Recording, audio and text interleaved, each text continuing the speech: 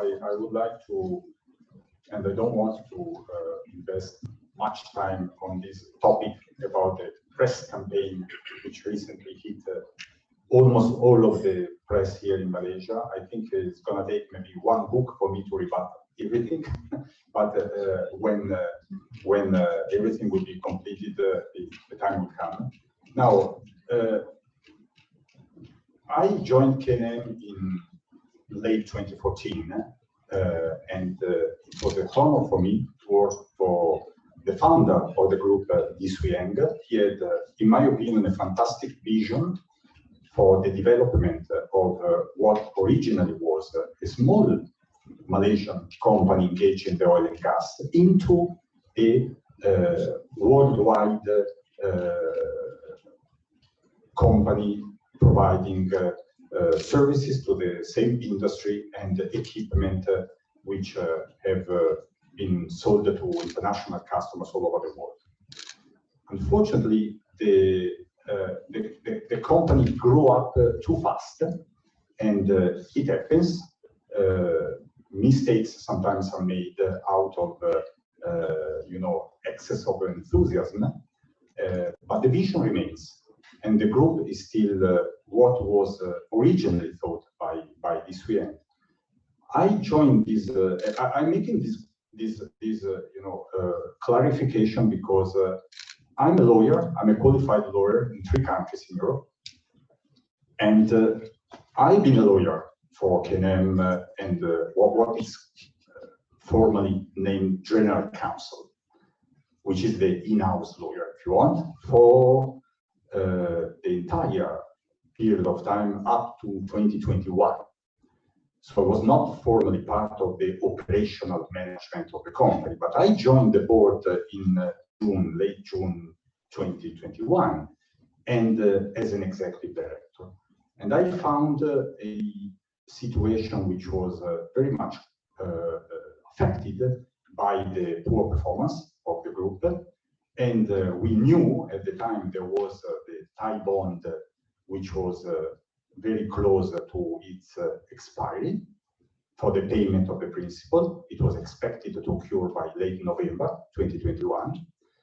Something which the press never reports, but it's a shame. I think we should remind this. We had an arbitration with Lukoil, which was run in September 2021, where it was a very fresh ED at that point in time, and I'm proud of it because that arbitration worth $200 million was basically reduced to 1. That means that 99.5% of the counterclaim was successfully reduced to 1 million. Then time came in late 2021 when the Thai bond was defaulted. Now, I have been in charge with the disposal of Borzi, which was at the time perhaps was the only possible solution, which we tried 3 times, and one with Andreas Haitian, and this is how I met Andreas for the first time. Andreas was very interested, and I'm maybe the best witness of that because I was basically the selling party dealing with him as a buyer. He was very interested in Borzi, of course. He was also very interested in KNM at the time. We discussed the topic. He had bad luck in a way that the war between Russia and Ukraine started on 24 February 2022, which was really immediately after we got in contact for the very first time. And as an investor, he was questioning whether it was a wise decision to put that amount of money into a corporate exercise in Germany, in the oil and gas, with, at the time, I was in Germany at the time, and I remember how panicking was the financial market, not only in Germany, but in Europe, but especially in Germany, for the shortage of gas. You might remember at the beginning of the war, Russia was threatening Europe and Germany in particular with gas supply during the winter and during the coming months. Borsig also received letters from the German government saying that be aware that we can ask you to stop your activity for up to 3 months if the gas shortage will hit the country. So we will have to feed families before businesses. So that was the, let's say, economic environment Borsig was meeting at the time.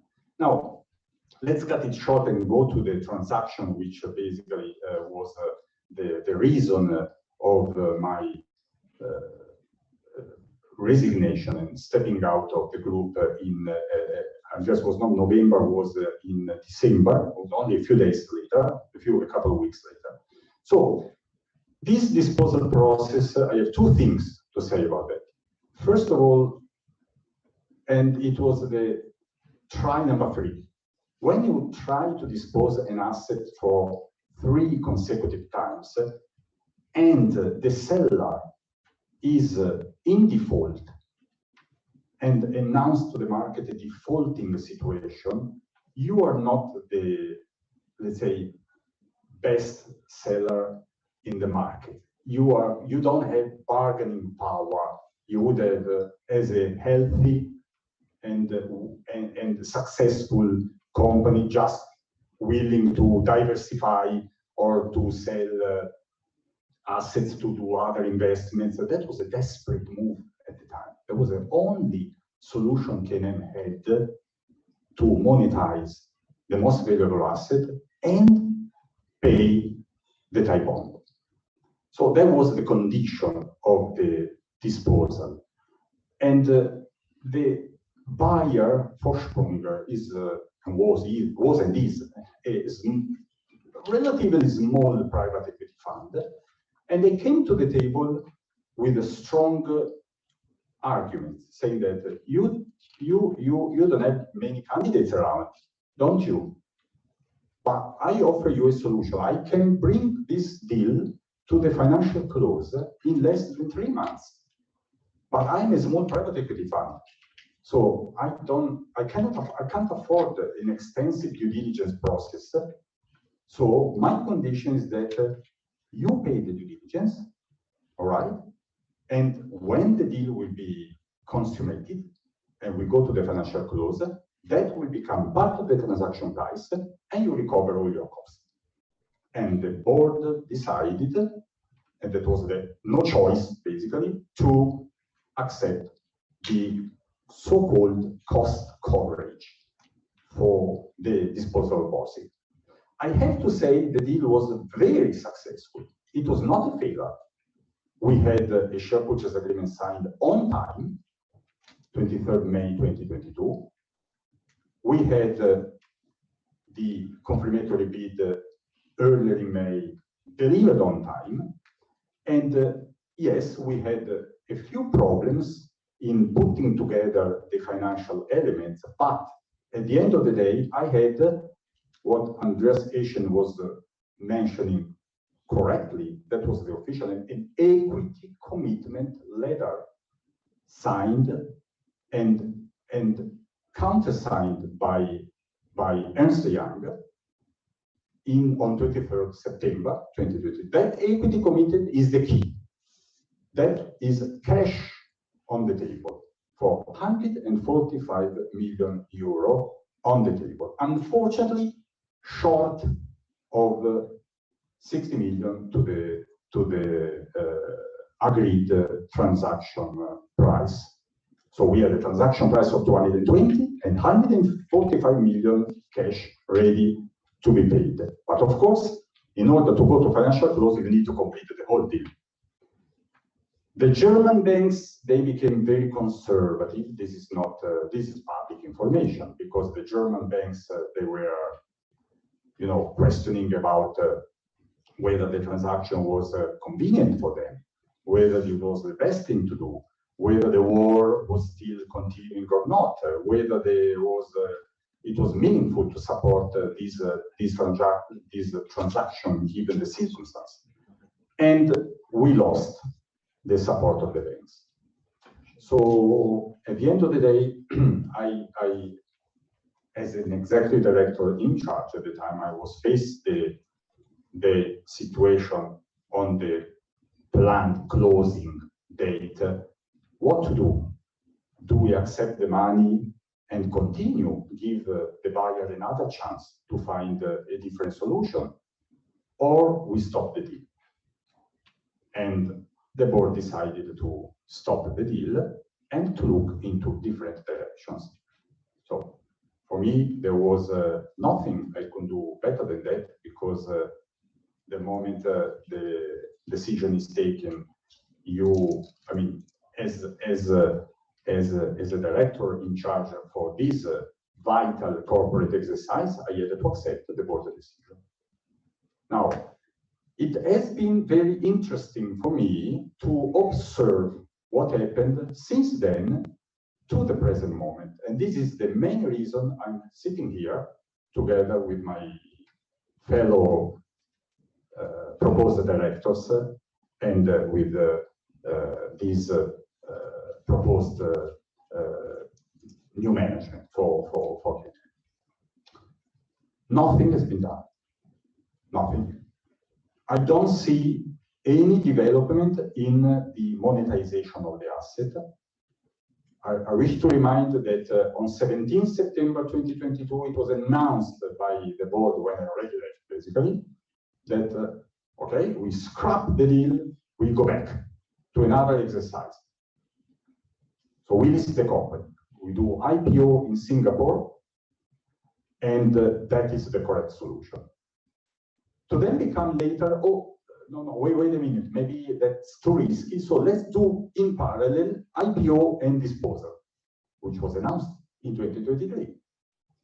For recently having read again the newspaper, no, sorry guys, I mean, maybe let's focus on the IPO, because disposal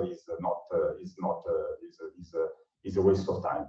So, okay, there's another change. Now, today is 13 of October, okay? 13 of October, if I look into the calendar, is 10 months after the first announcement of the IPO. Where we are with the corporate exercise? Ask yourself where we are. We are at pre-IPO stage with basically no private placee having been found yet, with numbers which I have in front of me, which have been analyzed professionally, and I don't believe these numbers are sustainable. The multiple ratio is out of the market. I mean, 16 times the profit after tax is not going to happen. And to scrap a disposal which was announced, by the way, which had 9.99, so 10 times the profit after tax. That was the corporate exercise which was terminated, 10 times PAT, for another exercise which is announced in the explanatory statement 4 to 6 times. 10 months later, without anything having happened. Now, these are facts. This is not speculation. These are facts. I think all of you have received, because it is a public document, the explanatory statement, and I invite all of you to go through the explanatory statement, the amended copy of the explanatory statement. What the current board has done for the monetization of the key assets, except for Borsig, which is at a very starting point, and except for FBM, a company I'm proud to declare here, I was a CEO for 1 year only, but I was, and that gives me maybe a bit of credit to state that I know the company, I know the management, the middle management, the employees, the market, the banks, the suppliers, the suppliers, the customers. This company is not worth the money the buyer is paying for at the moment. That transaction value is not, I repeat, is not going to bring any advantage to the creditors of KNM. That money is wasted money. We are selling an asset which has 82 years of history, which has delivered equipment in 79 countries in the world, including Malaysia, for... Sorry, are you talking about possible? FBM. Now I'm talking about FBM, yes. The second corporate exercise they are pursuing, yes.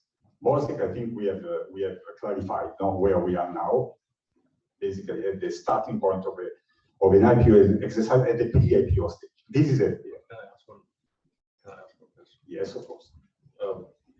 Maybe it's not quite clear, but when I said there's an equity commitment letter of 145 million, why did the company not get sold? And you said, well, there's a gap because the banks then didn't provide the rest of the money. But under normal circumstances, if you have somebody who wishes to give you 145 million euros, you would then decide, you know what, we're getting 145 million in, why don't we lend these guys the rest? And then they have 2 or 3 years to figure this out.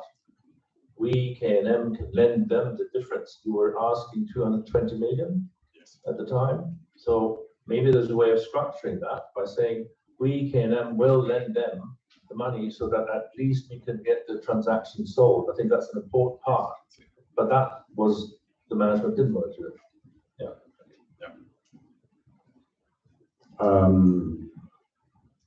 I don't want, and I perhaps cannot, as a lawyer, enter into too many details about the prospective disposal of FBM Hudson. What I can say here is that it's, to me, as an Italian qualified lawyer, it's a legal, what I defined legal quagmire. It's going to be extremely tough. Why did you say the company is not worth money the buyer is paying? It is not worth because the company reflects the falling of the performance which occurred after financial year end 2022. If we look into the performance of the company between 31st December 2022 and let's say 30 June 2023, the company had, when I left the company, we had about 80 million euro order for firm orders. About 80, about 80, yes. That was actually the second best year in terms of project awarded, jobs awarded over the last 6 or 7. I don't take the merit for that, but the FBM team, the CEO and all the team, they have the merit for that for sure. But that is a fact. And it was very difficult to manage FBM in 2022 because KNM was in default of the Thai bond. So I became CEO of KNM 12 days before the default. and the first thing I had to do is to meet the Italian banks and explain them, don't worry, I mean, this is just a default. We are going to set up a restructuring committee here and there. But the banks, very conservative, they say, but that's the ultimate holding company. So, we need more collaterals, or what we do? We will freeze some of the access to the credit. Certainly we don't increase, no new bank guarantee lines for you, but Mr. Porro, if you assure us that you inform us what is going to happen, then we keep watching this situation and we keep the company afloat together, which happened in 2022 until the end. We didn't lose a single bank and not €1 of export trading lines, bank guarantee lines, and access to the credit, working capital line, all in place. Did anyone of the current management of KNM inform you that in March 2023, FBM lost all of the banks, except one. All of them. They only have, how can you run a business with 4 million credit lines? Now, let me explain you something very interesting, how this business works. Let's say we have a contract for the fabrication of this, and the contract is worth 10 million, let's say. So, and we are a contractor, and we have to fabricate the equipment and to deliver the equipment somewhere in the world, in Malaysia. So the client, that's standard market situation. The client wants something called advance payment bond or guarantee, because they will pay you the first part of the contract price only if they are secure. So that means that you have to put 20% in terms of bank guarantee upfront in order to win the job, to get the contract. Now, because this equipment is built to last, let's say, 5 years, and they want a performance bond. And when the equipment is installed in Malaysia, I am the fabricator of the equipment, so I shake hands with my client. I say, okay, you can run the equipment. I go back to Italy. My job is done. No, it's not done, because you still have a warranty bond to cover for the warranty period. So we have 3 times coverage of collaterals if you want bank guarantees. Now, without bank guarantees, what is your hope to get a job? You have to put your money. If you cannot afford to have collaterals, you put your money. And if the company is weak, you don't have money to put. So you don't have contracts. So do you understand how difficult it was to run FBM for 1 year with banks keep watching KNM for the default and trusting me that the company would stay afloat, waiting for the disposal of Borsig, because I promised them the moment Borsig is sold, then I'm going to make an increase of capital of this company. Facts are then I left FBM because I had to do on 20 December, and they lost all of the banks. So losing, why I wanted to explain you the dynamic, because losing all of the banks means no more job. And no more job means no more performance. So to reply to your question, sir, no more performance means no more value of the company. So that's why they sell FBM for the price of a strawberry cake. A strawberry cake. No, maybe apple cake, because strawberries are expensive, yes. so no, I mean, this is why, this is actually, I made a statement to the press last week. I said, why I decided to come back, why you want to join these gentlemen. And were you asked to resign? No. I was fighting for the company, but I was asked to resign, yes, of course. Why? Because I was not part of the team anymore, I suppose. Despite as I told them, be careful, because FBM is a società per azioni. It is a company which needs a lot of legal experience in the Italian market. It's not easy. It's really not easy. At the time, I started also a kind of, that was called financial requalification. It was governed by the law in order to have the support of the legal system to restart the company without the stress of being or receiving legal actions. And that was suddenly interrupted. Of course.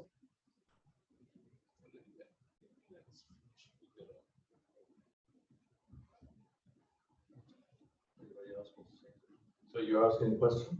Yeah. We were interested in how you came about. Maybe you give a microphone.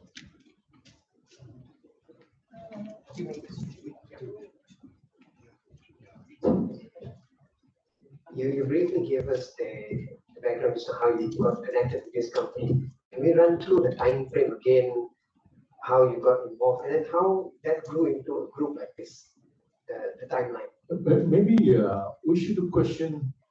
Let us finish first, and we do. We'll attend to the question later. Can we do that? I've noted the question. I'll ask the question afterwards. Yeah. Okay. Let's finish off. Just two more items. Our plan for the future.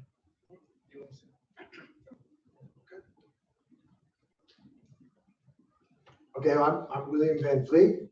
Been in Malaysia for a long time and more than 20 years off and on. And I was a former consultant for KNM Group going back to, I think, 2013, 2014 until now.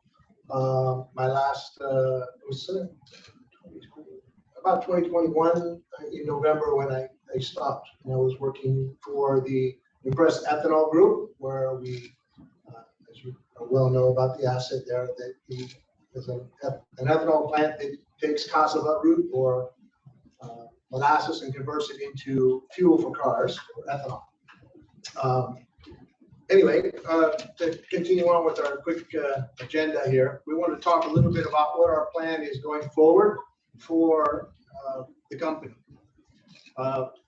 We're quite confident at this point, subject to final due diligence, that we can bring a bond by the end of the year, assuming that we win the EGM, of course, for 110 million euros. Now, this money will be used to pay creditors and a little bit, of course, to manage the business. Sorry, what 110 from? 110 million euros, which is roughly 550 billion ringgit. Where is it come from? It comes from a bond, and the bond, uses collateral inside of KNM. Go ahead, Andres. This bond is going to be placed with investors. I've been running placements of bonds for well over 20 years. I have a relationship with many institutional investors, primarily in Europe and North America. I've been structuring debt practically all my life, and these bond investors have been consulted by myself and by two individuals who I've worked with for over 20 years. And the information that I have, which is based on public information, and it's similar to the information that I had when we looked at Borsig, is that we will be able to raise 110 million euros of new money for this company to replace existing debt. And that can be done in a relatively short period of time, of course, subject to certain legal requirements, which are in progress at the moment with the court here in Malaysia. But I'm sure that if I was a creditor to the company and somebody said, look, we're going to raise this money and we're going to use this money to repay you, then I think that might be of interest to people. 110 million euro or? Sorry? Is it euro or euros? No, I would not be sitting here if it was ringgit. No. Yeah, the company has somewhere around 1.1 billion of debt. 1.1 billion. 1.1 billion of debt that needs to be structured. So, if you get a bond of 550 million, I think that's a good start. Of course, bond investors will also want to see a plan of what's going to happen afterwards. But primarily, this will be covered by what we're going to talk about in a minute, which is, the company needs equity. It needs fresh new money from investors. Very simple. I'm an investor in this company, and I'm generally concerned that my money that I put up to buy shares in this company will be wiped out. It will be zero if the debt holders of this company will take over. That's why you have a protection program by the courts of Malaysia, thank God. Otherwise, it would have happened before. But there's a clear risk that the equity value of this company is going to be wiped out. And I don't want to sit there witnessing that to happen. That's why I'm here. I'm protecting my own investment. I'm not doing a hostile takeover. I'm just doing something which is called, I would like to protect my money. I don't want people to lose my money. This is what it's about. And so therefore I'm using my time and my contacts in the investor world to bring fresh money to this company. We've teamed up because William is going to talk about the other assets. You know, there's Borsig. Everybody's talking about Borsig. Great. Flavio talked a bit about FBM. There's an amazing business out there. It's called LNG coolers. Everybody is now interested in the energy transition period of becoming independent from Russian gas. There's a huge growth in LNG. The Americans are trying to corner the entire market, make everybody dependent on it. The Qataris are the largest suppliers of it, but we need LNG terminals. So there's a company called FBM, which happens to have an 82-year history in making this kind of equipment. So why not build out that business? You're in the right market at the right time with the wrong management. So let's get going, find some money for this company and move forward. We've got some great assets in Malaysia. Absolutely. We got factories in Kuantan, in Malacca, even in Batam. These factories right now are hardly being used. And we can task them to start working on all the other subsidiary jobs that are out there that help assist in keeping the cost low. We also have Impress Ethanol that's sitting in Thailand idle. It's in mothballs, and it's been that way since the beginning of the pandemic. And this needs to be fixed. This provides long-term reoccurring revenue streams for the company. Now, previously it was started and it ran for 3 years, but there were mistakes made by management. This is a little bit different kind of business to be in a fabrication industry. But I think everyone's learned from those mistakes just by simply looking at it. There's a farming component of this business where we have to create our own feedstock, which reduces the cost of the feedstock to the plant and allows the operation to run profitably. The offtake there is going to companies like Shell and the local companies in Thailand that distribute fuel for cars. So there's an unlimited supply of off-takers for the plant. The key is being able to process the material and do it efficiently and profitably. And having your own farming supplies instead of relying on the market price is the key to making that very long-term, actually generational income for KNM. And it's very important that we invest capital into that instead of running it, keeping it running at the bare minimum amount of capital required. Instead, today, we need to turn up the 200,000 liters per day plant as soon as possible, and then follow that, analyzing the market and seeing if we can go ahead and finish the increase of the second train, which increases the plant capacity to 500,000 liters a day and increase the revenue stream. The other, most of the equipment that's inside the ethanol plant can be fabricated by KNM and was fabricated by KNM over the last 5-6 years when we first took that plant over. And it's really important that we recognize the amount of talent in Malaysia that's standing by ready to do this work, not only for our own projects that are, in our own subsidiaries, supporting Borsig, supporting FBM, but also the customer base of KNM over the last many years that it's been producing these products. And all the people and all the talent need to be brought back. And I think that's a very important element for Malaysia and something that we have to look forward to.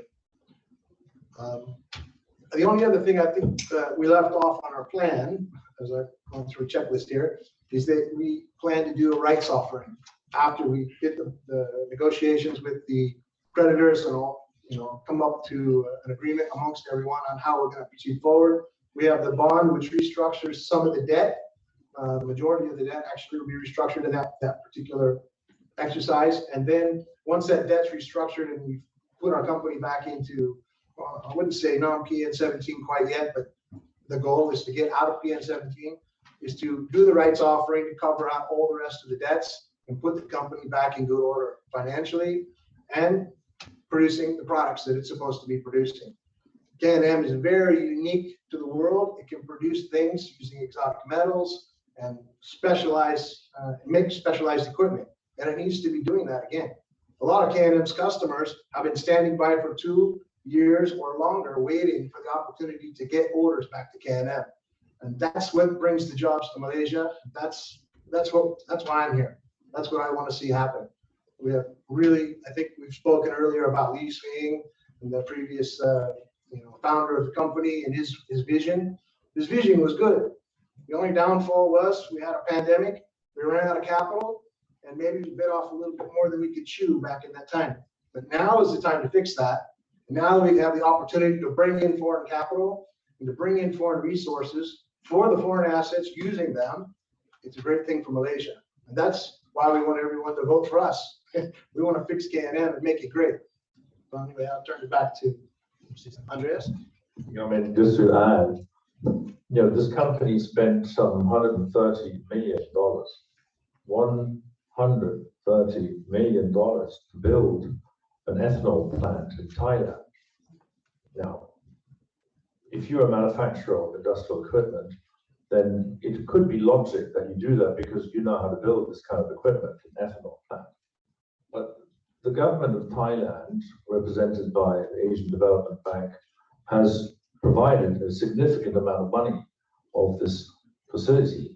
This facility is now sitting idle on barren land in Thailand, surrounded by cassava plantations. Now, last time I checked, there's a very, very big trend of becoming green energy. Green, so all the oil and gas companies are talking about a transition of green.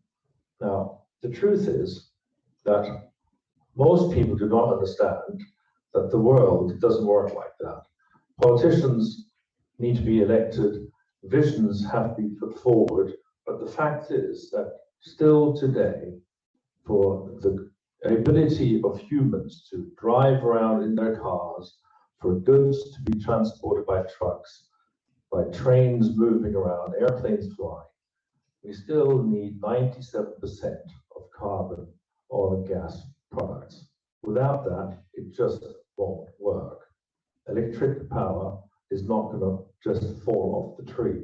So therefore, you need companies like KNM making this kind of equipment so that the people who are processing this are able to actually do it. They need this equipment. The market is there. And what's interesting is that the company has people inside it that have recognized early on that there is an energy transition movement happening. And so for the energy transition movement to happen, we are calling it renewable energies. These renewable energies can be harvested with new technology that is implemented by people who work in companies like FBM and Borsig and so forth. Now, the company did a quite visionary step and said, hey, the Thai people are the largest consumers in the world per percentage of energy consumption of ethanol. So ethanol is a green product. So it fits right into the global strategy of transition into green. The problem is, after the $130 million investment, that factory ran for a while. It's now not running at all. Now, that's a factory, if you model it, could provide some $30 million worth of net profits every year. And it's green, it's wanted by the Thai government, it's wanted by the population, it's positive. So why are we not doing this? Why is KNM not doing this? Why is this company having an asset that cost them $130 million, and why is it sitting out there in green fields doing absolutely nothing? Why is this company only focusing on repaying the bond that is owed, that this company took up to build this factory in the first place? Why don't they focus on how to get it going?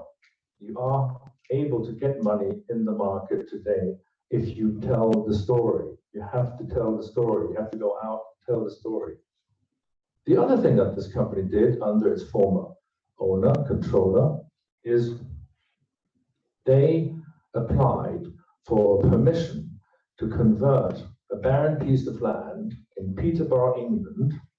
That's pretty far away from Kuala Lumpur, right? But in Peterborough, England, they have managed to get a piece of land and convince the local authorities to give them a permission to do what is called a waste to energy transition factory. It's a plasma generator that big companies around the world build them. They're very expensive, but that's what people need. It's a green project. It's very good. Think about it. You've got trash that's converted to electricity. How great is that? Makes sense, right? Now, there's one thing that happened in favor of this company. It's called Brexit. The Brits decided to move out of the EU. I mean, we can talk about this for half an hour. I live in England, and it's really quite bizarre what happened. Now, what's really in favor of this visionary person of KNM is that England, before, when it was still part of the EU, shipped most of its trash to Germany. Why to Germany? The Germans, very early on, I'm German, most of my business in Germany, they had early on the Green Party. And the Green Party forced everybody in Germany to start thinking about this 40 years ago. We have to think about environment. And so the Germans were the first to build large incinerators for trash, to be converting trash into electricity. That's pretty impressive. So the Germans were taking all the trash from the Brits. Then the Brexit happened, and then the EU said, no, England, you can't send any more trash.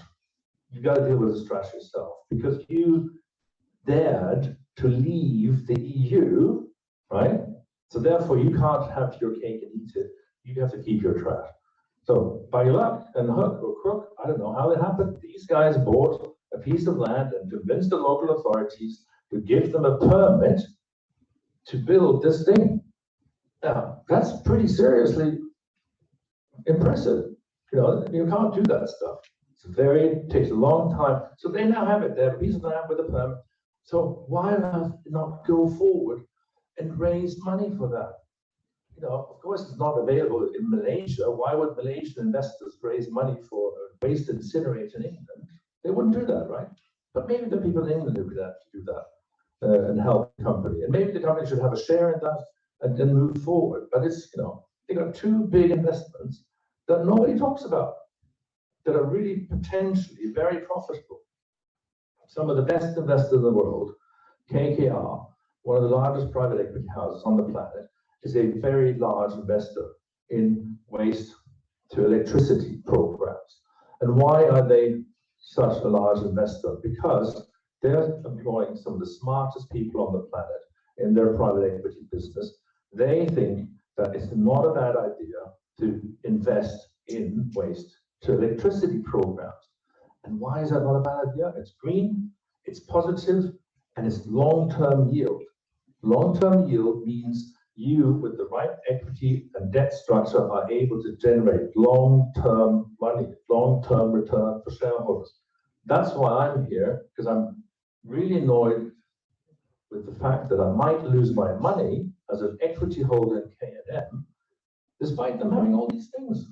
There's some very great things there. Enough about that. Yeah, I mean, Peterbilt is really a great project.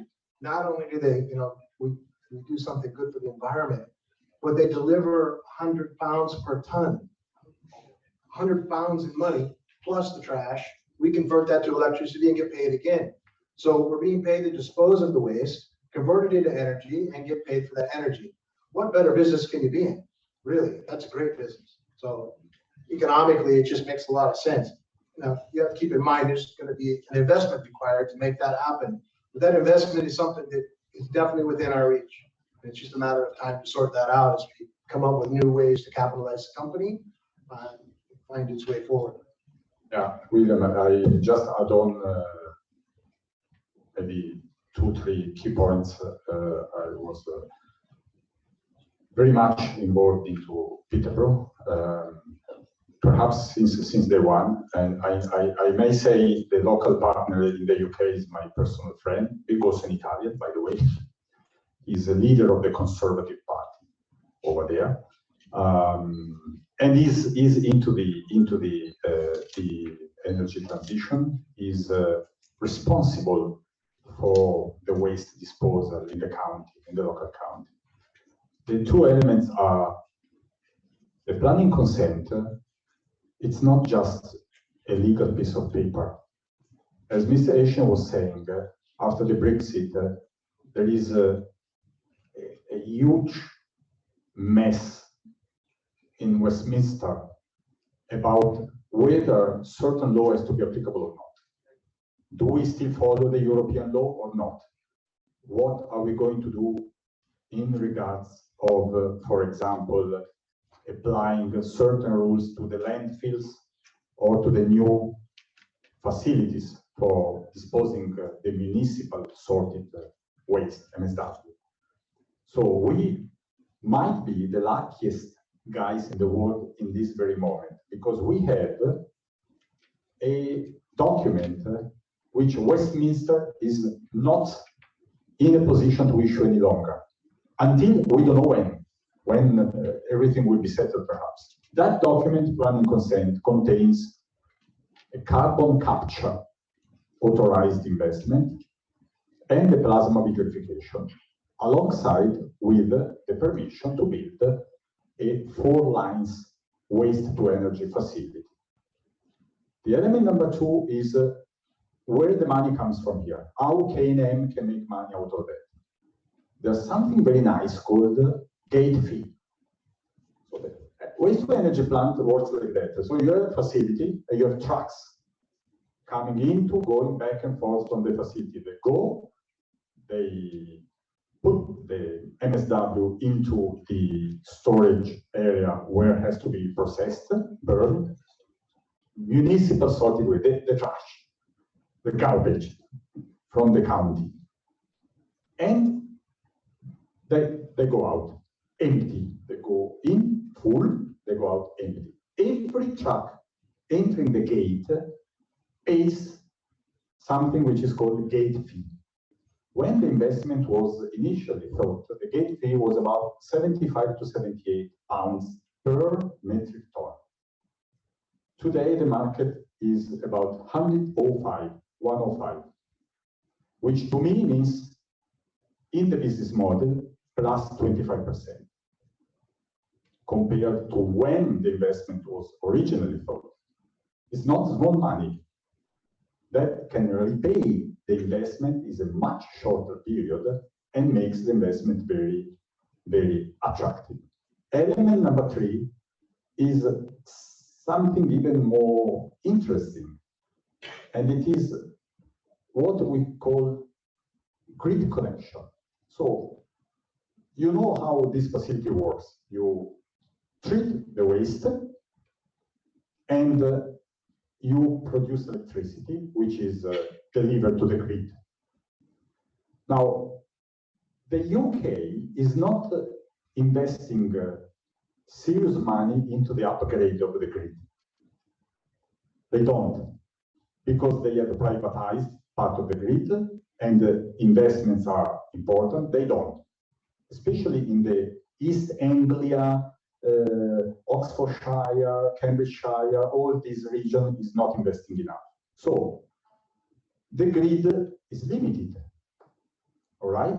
So it's like the plug-in in the wall. You can't connect that many things, because otherwise you will create maybe I don't know, a burnout. So the grid is limited. We have a grid connection agreement in place which reserve a capacity of the grid to us, and it's not used. That is the big value of this investment, which is connected to the land.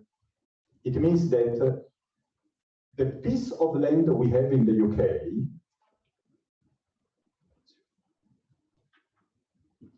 the piece of land we have in the UK has a market value. You can sell the land, they can build, I don't know, residential area, or I don't know, Amazon warehouse, whatever they want, no? And that land would be worth 12 to 15 million pounds. But because the land comes with a grid connection agreement on top, that land jumps to 35 million pounds because no one is able to get a grid connection agreement today. So what is the conclusion and why we are not interested in asset stripping? We have the ability to do asset development. What was not possible to do during also my time, because I've been, as I said, I've been in KNM for a number of years, and it has been pretty frustrating to see how much potential value we have in this wonderful Malaysian company without having the financial ability to do so. Now we do. Now maybe for the first time we have not only the vision but the financial ability to look into what we have called the 5-year, which might become 6 years, who knows, development plan. Of course, it takes time, it takes financial resources, but the ingredients of the cake are already there. So I think, and I invite again, sorry to stress this, but I invite again all of you to go and see the explanatory statement. Please do so and go and read the section related to Peterborough. And you will tell me what you find there. I tell you, I can give you an anticipated reading of it. We will look into opportunities.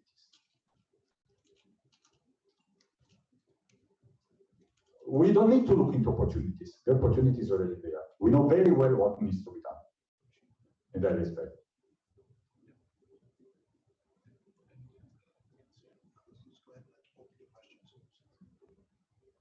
I think maybe that was quite a long explanation. So we're welcoming questions. I hope you're still with us anyway. So I think if it was possible to take the microphone out of that unit so that whoever wants to ask the questions just pass it around. So if you could be available perhaps to hand over the microphone to whoever wants a question. And there's a gentleman just over there. Hello, hi, Andres Pais from TV3. Just a quick one. We listened to the explanation of having bonds and also recovering idle assets and also trying to revive some of the investments. But is there any time frame to bring the company back to black and also come out of PN15? I think that's what the voters are looking at. What is the end game for the group itself? The plans are good. Just want to know, is there any time frame? Under normal circumstances, the 110 million euro bond is available in 90 days. 90 days. So if we get going 90 days later, we got 110 million euros that we can talk to creditors about. Creditors are interested in when do I get my money and how do I get my money? And there are two ways of getting that money. One is we start with the bond. That's going to help a lot. And the reason I'm saying it's going to help a lot is because I know that if you do an IPO, one of the things that IPO investors say is the money I'm giving you should go into the company. Now, they're not IPOing KNM, they're IPOing Barzik. Yeah, so where does the money go when you IPO Barzik? It goes into Barzik, right?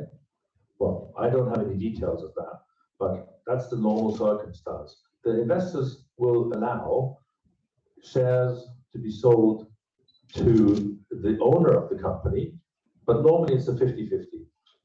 Tends to be a 50-50 deal. So let's pick a number. They're going to raise 100 million in an IPO in 6 months from now. Then they might get a 50 million check for KNM and a 50 million check into Barzik. I think that's probably the normal euro. Yes, euro. Yeah. So that's probably the normal case. And I think from to answer your question, we got to start somewhere, right? I can tell you that the 110 million euro bond is a very feasible situation. I've done it many times. And I think once you get there, we have to sit down with creditors and say, okay, we'll pay you this now. Now we're going to do the next thing, which is an equity issue. So once you are able to have relevant, factual, audited information that we can then use for ourselves, because at the moment we don't know. I mean, for all I know, the ethanol plant, maybe the jungle has already taken it over and it's, no longer possible to restart it. I have no idea, right?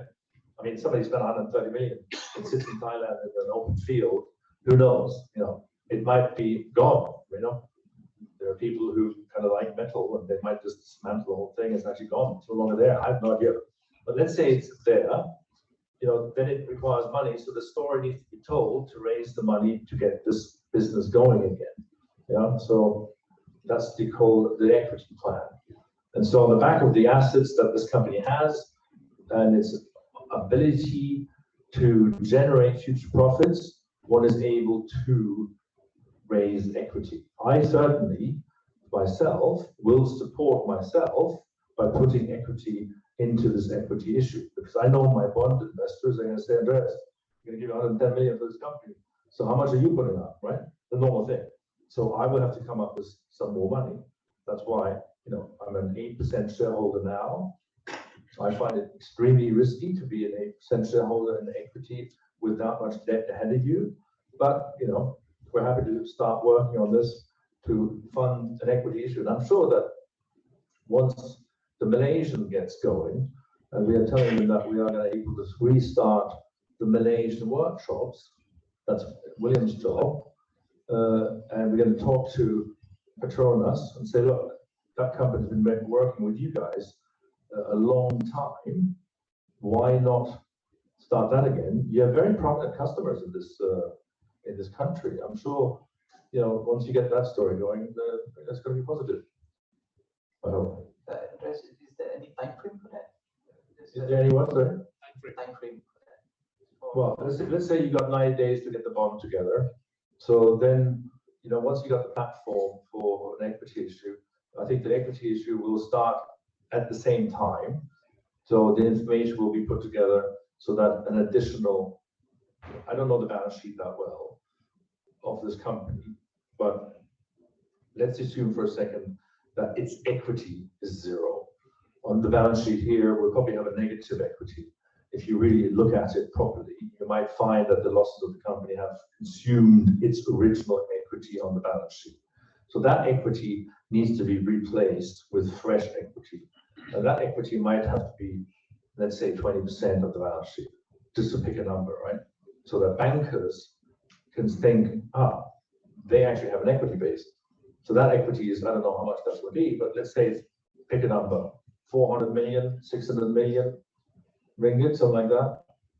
So that will take, I don't know, 90 days plus 90 days. How long does it take? The equity will come once you have audited numbers and once you have a business plan that's verified by an independent body.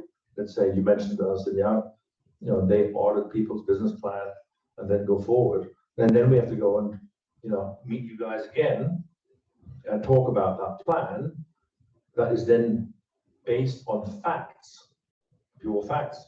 And that's going to be presentation like anything else. Okay, thank you. You also mentioned the second part, which is the capital part. How much capital are you looking at? That's the equity issue. That's, let's say, 400 million to 600 million ringgit is maybe, it's my best guess at this point. Right. You got 1.2 billion of debt. Yeah. Let's say you raise 550 million through a bond. Yeah. That will help the most pressing part. Yeah. Then you complement that with another 550 million. And of course, but at the end of the day, you also have to ask for a contribution from everybody, right? We're not saying we would like to have a haircut, but can we make a contribution from debt holders? Because the debt holders might be interested themselves, if we have a good plan, to convert part of their debt into equity. Could be possible. I mean, it's not outside of the realms of possibility, where people have in the past, as creditors to companies, converted their debt to equity, for sure. Any plans to sell any assets or investments Well, to raise capital? I would say at this point, we don't know enough about the current management's plan of the IPO. Let's say if they were advanced enough and have investors, one needs to look at that very seriously, because what are we interested? We're interested in protecting all stakeholders' interests. The stakeholders are, number one, the customer. Very sorry to say it. Everybody's always talking about the debt, but in my world, I'm an operator of companies. The number one thing is the customer. Every morning you wake up and ask, what does your customer want? Because if you haven't got the customer, you haven't got the money to pay the second most important stakeholder in business, and that's the employee. Without the employee, you can't make the stuff. Without making the stuff, you can't sell the stuff. Without selling the stuff, you get no money. Without the money, you can't do anything. And as a result, employees, customers, debt holders, equity holders are what we're looking at in the hierarchy of things. So if we are able to come up with a solution that says we have a customer, William is going to go out, revive the Malaysian workshops. The customer will say, that's good because you've done this stuff before. Can you deliver? Can you really deliver this? Then the business may function again on that basis. That would then lead to more equity raising ability. That would then lead to more debt capacity in the future.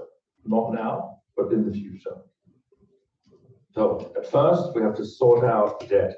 Once we sorted out the debt, the equity becomes valuable, meaning it's there. And if it's there, then you can add on top of that equity, more equity by new investors to support the debt plan and to support the business plan. That's how that works. And you got great assets. Look, I mean, the assets are, from what I know, from what is available in the public domain, they're interesting.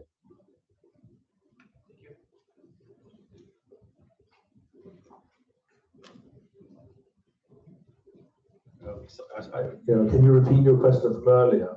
Because you had a question and we said no. How you came about in this whole deal? I mean, you did outline this now briefly, but can you get back again? How you came into, I think you were involved in buying Borsig earlier? Yeah, so this is how it started. I was one of a number of people that were approached to buy Borsig. KNM hired an investment M&A broker in Germany. That person selected a few guys to come to the table and make offers. I made an offer for the purchase of Borsig. And as explained earlier, that was in the beginning of 2022. And in April 2022, after about 2 months of due diligence, I declined to pursue the investment opportunity, mainly for 3 reasons. One, the forecast of the company Borsig in 2022 in March, April was revised from an original just under 30 million euros to 25 million euros. Therefore, the price was too high that was asked. Today, we do know that the EBITDA then ended up being 21.4. So what was originally investment that we thought is going to be bringing in 30 million EBITDA, then brought in 21.4. So retrospectively, I think it was okay to retreat from that offer because the numbers were just not there. The price that KNM needed was too high. The second is the uncertainty in the market that came about because of the Ukraine war, led to Germany coming up with initially very draconian outlook measures. So that also created a bit of uncertainty. But having looked at Borzik and then saying no to Borzik, I then looked at KNM, the data that was available in the market, and I became an investor in KNM in May of last year, bought some shares, and then thereafter, the meeting was arranged to visit in October of last year the management, and the management presented some financials of KNM and what they were talking about. And they were mainly interested in selling shares, existing shares from existing shareholders. But I said, look, you have to put equity into the company. You have to do a big rights issue to change your balance sheet, because the balance sheet is not viable as it is today. So you have to introduce equity. And they were not looking at that option at the time. They were looking at selling Borzik to fix the balance sheet, bring cash in. And I said, maybe you should do a rights issue. Anyway, it didn't happen. So, I remained an investor. And then when the stock market price went all the way down in June of this year, I've started adding some shares to the then position. So, from whatever it was, 3% to now 8% or so. But that was because I wanted to get better information and want to understand what's actually going on. And so there's no really original plan. There's no tycoon Andreas Hieschen is going to raid a company called KNM. I mean, that's just ridiculous. I'm sorry. I'm an operator of mid-cap German American companies, and I'm interested in manufacturing, and I have some knowledge about the oil and gas industry. My first internship as a kid was I was working in a refinery. I was in university, but I was also working in a refinery, because refineries are, really interesting places because they have lots of equipment and lots of activities going on.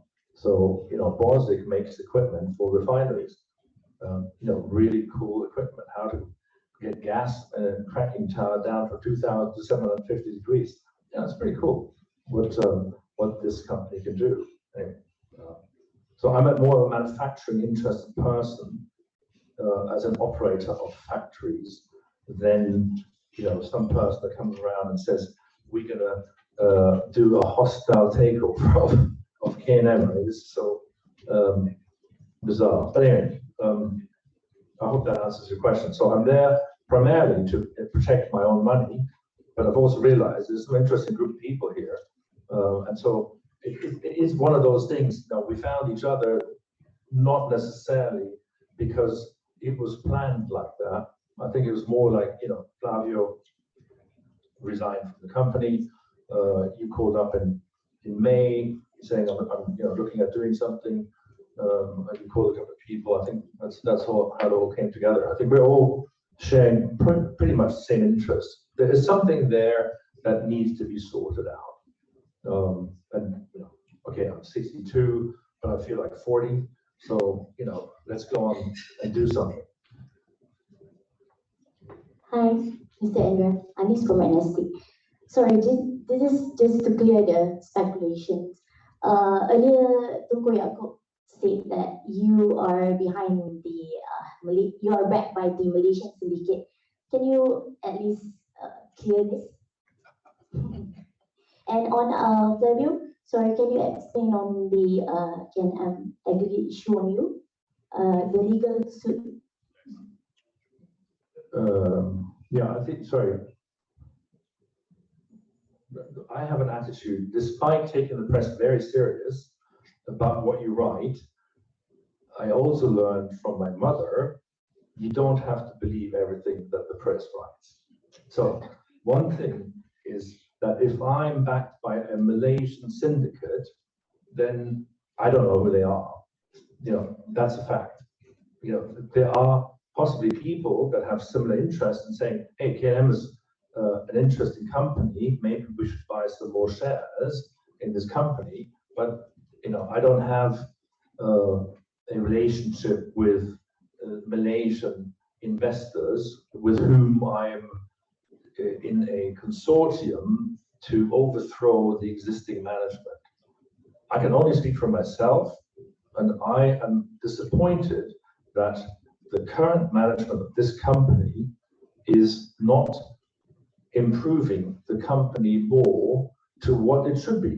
You know, there's some great assets, there's a market out there, there's the right trend, and that's really, you know, where it is. And no more, no less than that.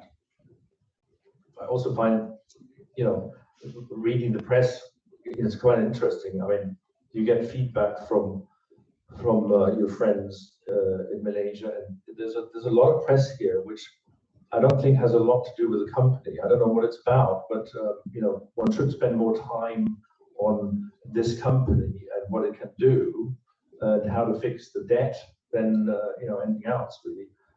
But you had a question for Flavio, right?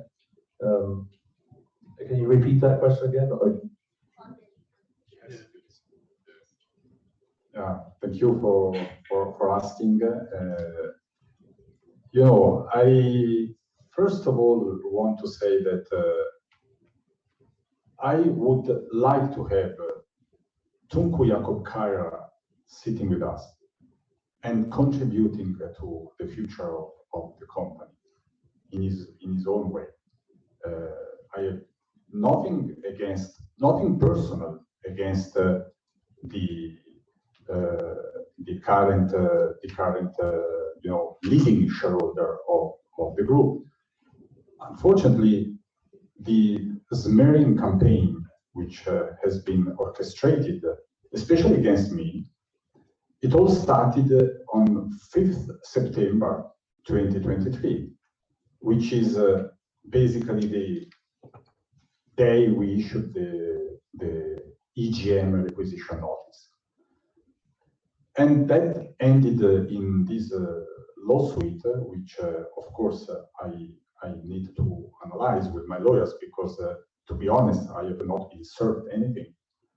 So I don't know what it is about. I just read the announcement to the market, and the press pick up, of course, the announcement, which to me is really strange. I think what I learned about Malaysia, living here for 9 years, is that this country, and this is what I reported to my friends in Italy, in Germany, in France, been living in France for 5 years.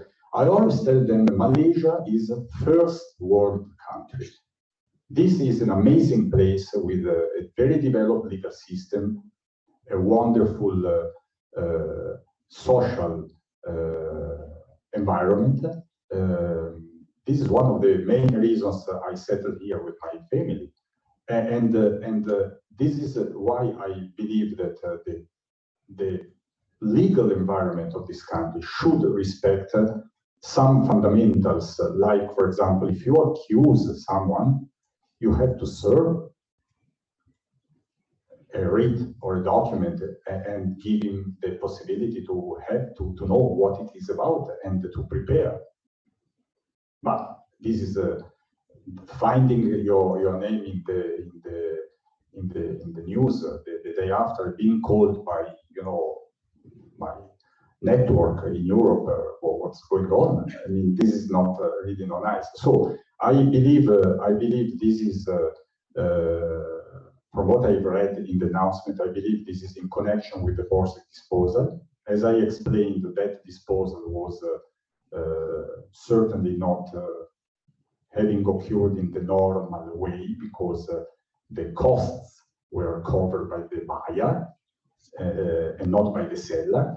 So that was, of course, something which we have approved at board level as a main principle in the acceptance of the confirmatory bid and with the notarized share purchase agreement. So of course, when the exercise became increasingly more difficult, then it became a little bit more expensive than it was thought at the beginning. So a termination fee was paid, but who decided to terminate the share purchase agreement. I said at the beginning that we have a 145 million euro equity commitment. The deal was terminated. The contract speaks very clearly. If you terminate the deal, that's the termination fee. And it's money you have to pay because you decide to terminate the deal. So I think this is all in the documents. So I will want to go through this. It's a very, for me, very disappointing because it is something which should not interfere, let's say, with the plan to move forward. So. Thanks, Richard. Can we know what happened to the creditor meeting yesterday?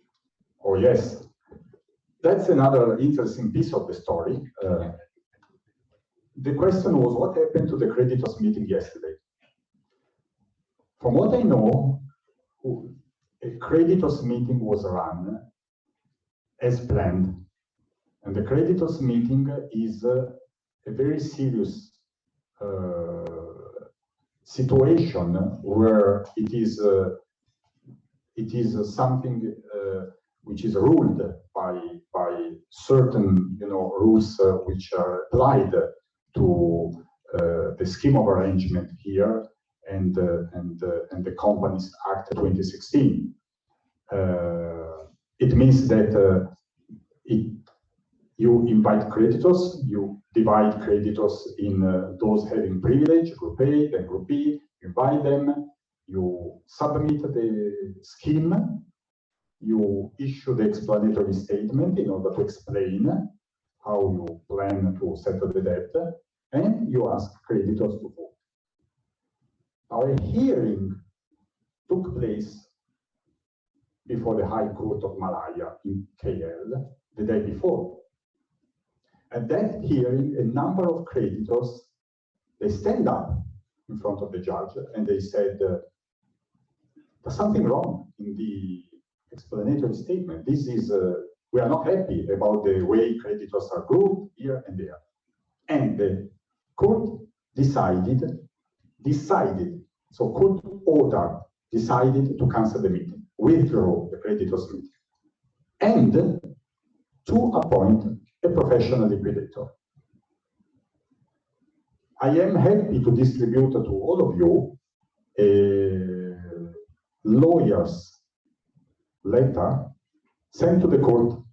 So that public document sent to the court, which basically says, we represent these creditors. They were in front of the court yesterday. How come these creditors are asked today to vote? Vote on the scheme after the judge said, don't vote on the scheme. And I also have the evidence of one of the creditors having voted for. But this is crazy. I mean, this is, I don't need to be a lawyer to understand that this is in contempt of the court. So what's going on with these people? I mean, you can run an informal meeting, a town hall, how you call here in Malaysia. It's the nice thing, is the town hall. So you drink, you serve coffee, you meet with the creditors, you say, okay, let's move on, whatever. But you don't ask to vote on the scheme after the judge the day before said the scheme is not going to happen because the scheme has to be reviewed and rechecked by a professional liquidator. It's a court decision. So I'm really puzzled. I'm really puzzled. So if I put together all these elements, I ask myself, I mean, but this is candid camera. I don't know. Maybe something is, I'm missing some elements because I can't believe to my eyes. But then I have evidence. And so this is what I can tell you.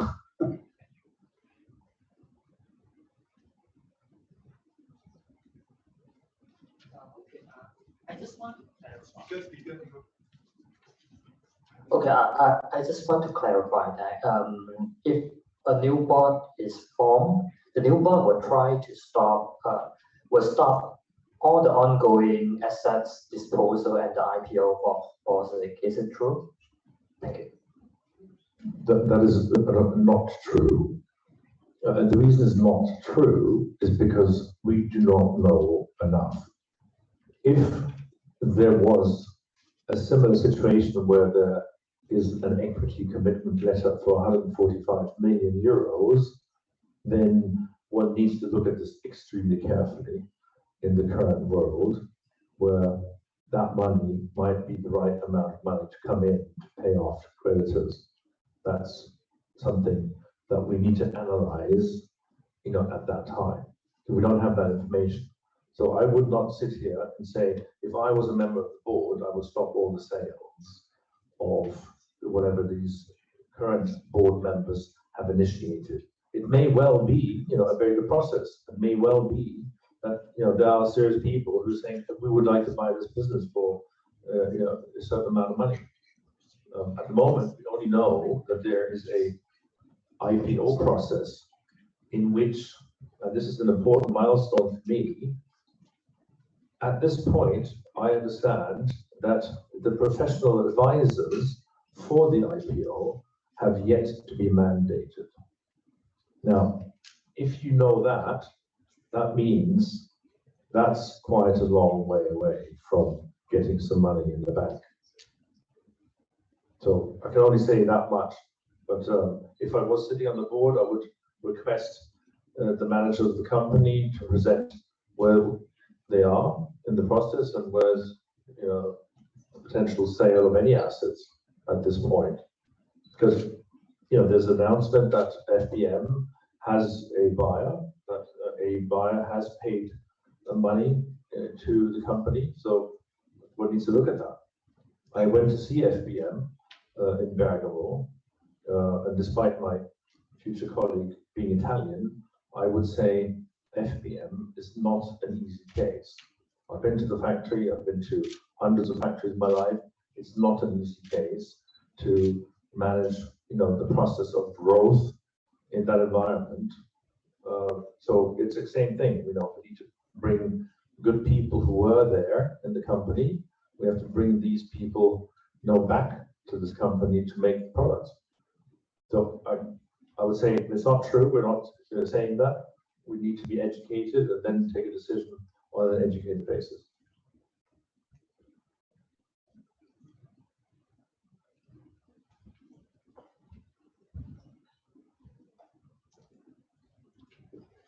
So 2 questions. Can you wrap up in a nutshell the plan that you have so that we can get in few words what's your plan? And secondly, are you still interested in buying Bosic personally? Okay, well, I was just told there's a timing issue, so maybe 1 or 2 more questions about that. I am not interested. Let's answer the second part of your question first. I am not interested in buying Bosic myself. I've written to the management representatives in the sale. I was told there's a sale of Bosic 6 weeks ago, and said if there's a sale of Bosic, then could you let me know, what the process is? And they have yet to send a confidentiality agreement to my office. So at the moment, I don't know, but I would say that from what I know now and what I see here as a business, I think KNM is a more interesting story. Meaning KNM with Bosic as a subsidiary, with its future potential of other investments, is, from an investor point of view, most likely the more interesting story than just Bosic. But to wrap up the plan, we have a process under which creditors are restricted from filing motions against the company for bankruptcy. That will come to an end at some point, but it will only come to a positive end for equity holders, investors in current KNM shares, if that there is a solution for the debt. So the first thing we need to do is we have to show real money to the creditors of this company to start believing in that there is money available to pay them down. So that's the first step we got to do. And once you've done that, you gain confidence from these creditors, and those creditors may then allow you a bit more time once they've seen something. It's the old thing, you know, if someone is owed money, that money is not coming on Friday, then what do you say to that person that you owe that money to? Sorry, I can't pay you. You know, I just bought myself a nice house and I haven't got any money. So you can't say that, right? You have to say, I can't pay you on Friday, but here's the plan. And by the way, just for the sake of you being more interested in talking to me, I owe you 10 euros. I'll give you 2 right now, just to make you happy. And so you know I'm serious about this, and I'm going to pay you some interest, and then we're going to talk about the structure of the rest. It's maybe a bad example, but you know everybody's the same. If we can come up with 110 million euros relatively quickly, I think they're going to start taking us more serious. And once we've done that, you're going to do an equity issue, and once you've done the equity issue, the investors will take us more serious. And then you know it's called a self-fulfilling prophecy. You know, once you do step 1, a bit of credibility. Once you do step 2, a bit more. Now William's going to start the workshops and get some more customers in. Step 3, and you know the usual thing. It's called a turnaround. I've done it several times. Nobody believes you until you show up with money in situations like this. So you have to come to the table with money. Once that's done, there's the next step. Okay, we will end the official press conference. We will now end the thank you for coming, and we will end the official press conference. For those who want to stay and those who want to go to have their Friday prayers can go to their Friday prayers now. As for those who like to continue, ask a formal question, they can go ahead. Is there some coffee served outside? Lunch. There's a lunch. Oh my God, there's a press conference with lunch. How about that? Yeah, those who want to stay can continue informal.